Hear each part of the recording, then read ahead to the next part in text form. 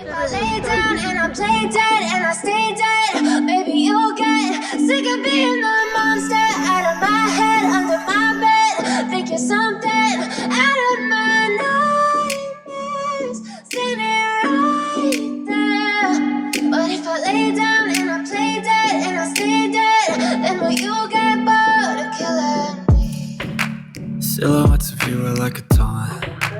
Never really know just what you want. With you I don't ever feel calm. I can feel the sweat inside my palms. Play with me like cats and a string. Anne Greene was hanged on December 14, 1650. She had been a maid of Sir Thomas Reed. At age 22, Reed's grandson kept trying to get into her skirts. Eventually, she complied and ended up pregnant, but due to hard labor, ended up miscarrying the baby, whom was only the size of a hand when born.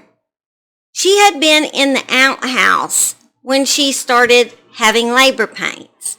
Scared and confused, she buried the baby under the dirt in the corner of the outhouse. She was found out, and Sir Thomas Reed insisted upon her execution.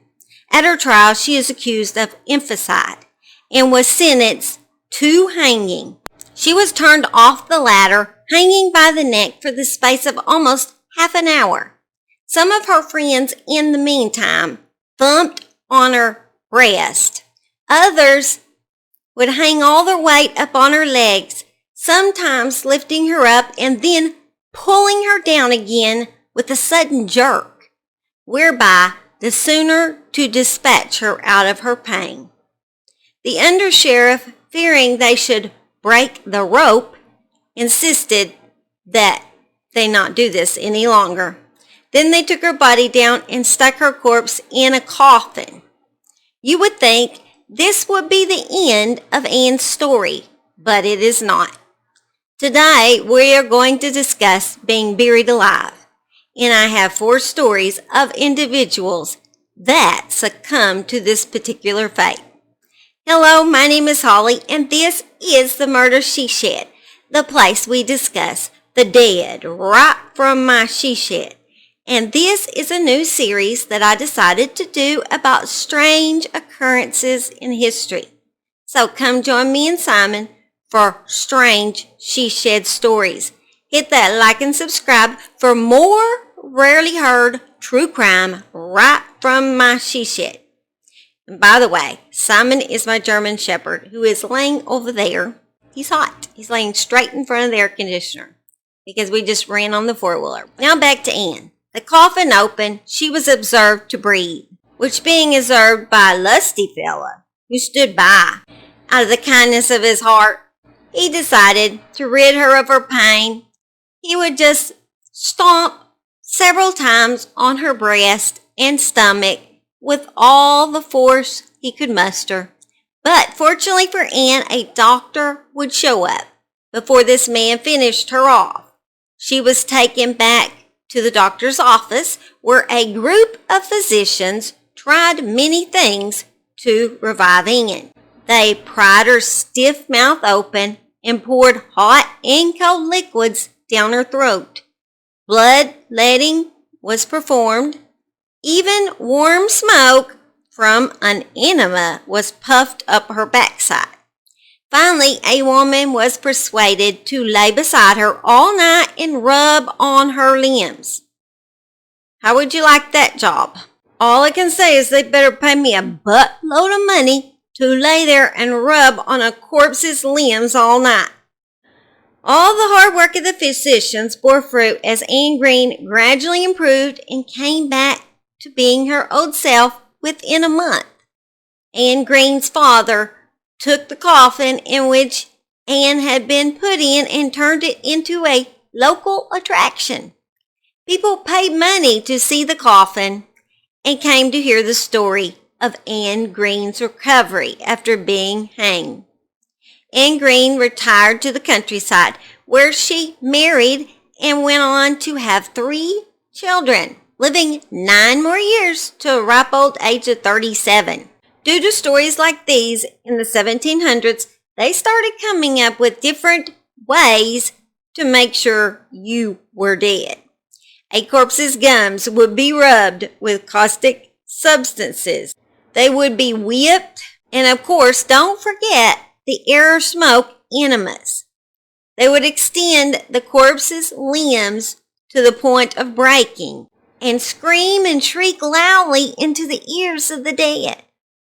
They would even poke needles into the soles of the feet and the palms of the hands. And of course, let's add to that torture poking the eyes. Here is a picture where a bronze pin was poked under the corpse's toenail. Ow. You better hope you're dead in that case. They usually waited 3 days from the time you were declared dead before they buried you, except when there was a plague. And then you would be thrown atop of decaying corpses in a big group burial, usually before you were even rigged. In 1833, a mass cholera outbreak hit Guanajuato, Mexico, due to a large amount of dead they built above ground chambers to house the dead in. And because some of the families could no longer pay taxes to keep their loved ones in, they started evacuating the dead out of these chambers. They would soon learn that because of the heat and the dry conditions, their loved ones were now mummies. A lot of the mummies had their mouth open and looks of terror on their faces. It has been said because of the quick burials, some could have been buried alive. They are called the screaming mummies and are still displayed in a museum. The most terrifying of the mummies is said to be a mummy known as IGNACIA Aguilar. Aguilar had been mistakenly buried alive. She had rolled onto her stomach and placing her arms underneath, she had tried to push her way out of the grave. Unable to escape and despair obviously becoming too much, she bit into her forearm, drawing the blood that was found dried and preserved in her corpse's dried mouth. In 1937, 19-year-old Frenchman Angelo Hayes went for a motorcycle ride. He crashed the bike and slammed headfirst into a brick wall. When help arrived, Hayes' head was mangled and he had no pulse. He looked so terrible that his parents were kept from seeing him. He was declared dead and buried. An insurance company became suspicious since Angelo's father had recently taken out life insurance on his son. And so an investigator had Angelo's body exhumed 2 days after the funeral and was surprised to discover that the body was still warm. The theory goes that Angelo survived because his body put itself into a deep coma that required very little oxygen to survive. Amazingly, Angelo made a full recovery and became something of a celebrity. He also profited out of his terrible experience by inventing a security coffin that contained a small oven, refrigerator, and a hi-fi cassette player, which would have been not useful now. He even demonstrated his coffin at a fair in 1974 by surviving 30 hours buried. His coffin was not the first safety coffin built. The first safety coffin was built in 1790 by Duke Ferdinand. By this dude. Yeah, by this dude named Duke. We'll just go with that. The coffin included a window to allow light in a tube that provided fresh air. Once the lid was locked, 2 keys were sewn into a pocket in his burial shroud. In the event he was to awaken inside his coffin, he would be able to reach the 2 keys and unlock the coffin. But my question is, what do you do after that? Just let the dirt all fall down on you? and die anyway?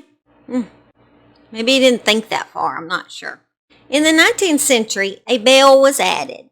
This coffin included a rope system that attached to the corpse's hands, feet, and head to an above-ground bell. However, this system was not as effective as he hoped because he failed to take into account the bloating of the body. When the body begins to decompose, it becomes bloated, which caused the ropes to move and it rang that bell above ground. Safety coffins are still available for purchase today. As recently as 1995, an Italian man invented a safety coffin model that includes an emergency alarm, two-way microphone speaker, a torch, oxygen tank, heartbeat sensor, and heart stimulator. What if suddenly you heard the corpse speaking through the speaker? That'd be creepy. In 2013, a coffin was built that has a built-in stereo sound system.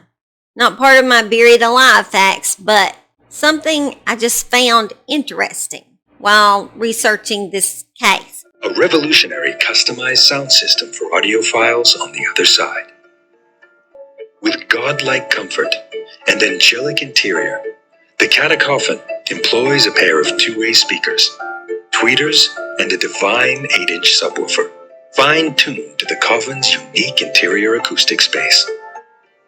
With modern looks and rock-steady stance, the Catatune Music Server features a 7-inch display showing what song's playing 6 feet under. Manage your personal playlist with the Cataplay application and allow friends and family to spare you a thought by adding a song. For just $30,000, you can own a catacoffin, and you can even pre-program your own music before death.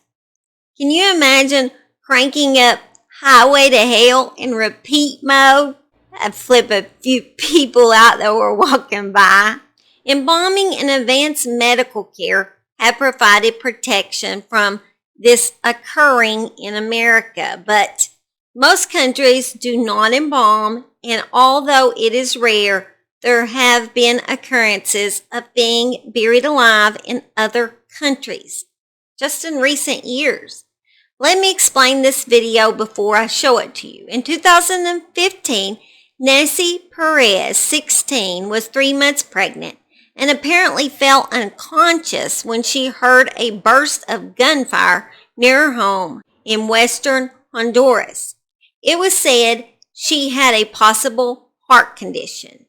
The teen began foaming at the mouth, leading her religious parents to believe that, well, she was possessed. After a priest attempted to perform an exorcism, NEYSI was rushed to the hospital when she became lifeless and was soon pronounced dead by doctors. 3 hours later, she was buried wearing her wedding dress. Her husband came to visit her graveside the next day, and he said, "As I put my hand on her grave, I could hear noises inside. I heard banging. Then I heard her voice. She was screaming for help. It had already been a day since we buried her. I couldn't believe it. I was ecstatic and full of hope." By the time relatives and cemetery workers were able to break through the concrete and transport Perez, still in her coffin, to the hospital, it was too late. Medics again pronounced her dead. The family stated she was warm and had bruising on her fingertips. And that is actual footage that you're seeing of them breaking her out of the coffin and taking her to the hospital. In just May of 2020, an Indonesian family was filming as their loved one was being buried. The priest is heard saying, "God has said in the book of John, I am the resurrection and the life. Whoever believes in me, he will live even though he is dead."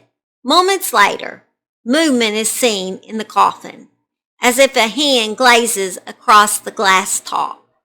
Scientists have explained it away as bloating and rigor mortis that cause the corpse to move. Either way, that is just plain creepy. I'm not sure if you guys have ever seen the video where YouTube Mr. Beast was buried alive for 50 hours. And although I love you guys, I am not going to that extreme for y'all. It looked terrifying. Most likely, I would die quickly from just pure terror. You guys will just have to keep coming back just for my southern accent, because that is as extreme as I get. Well, guys, this is the end of my Tales from the Crypt. Thank you for joining me for Strange Stories from the She Shed. Have a blessed week. I hope y'all had a great 4th of July. And, of course, as always, bloopers at the end.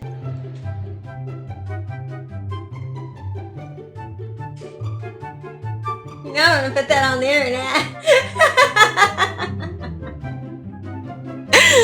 To lay there and rub on a corpse's dead limbs all night. Dead limbs? Of course they're dead. She's dead. Corpse. Like a pile of corpses in a big group burial. Ugh. Hit Guana something makes oxygen to survive. Miraculously.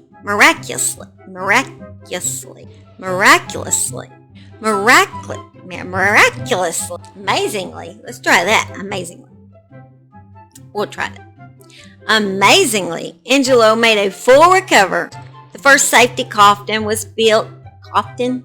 What is a coffin? Dang it. I know a song that my husband would definitely put in my coffin and put on repeat. Beautiful Crazy, because he said that describes me to a T. Although I don't think he'd find me so beautiful in the coffin, so maybe he wouldn't put that. Probably not. No. Great week and be good.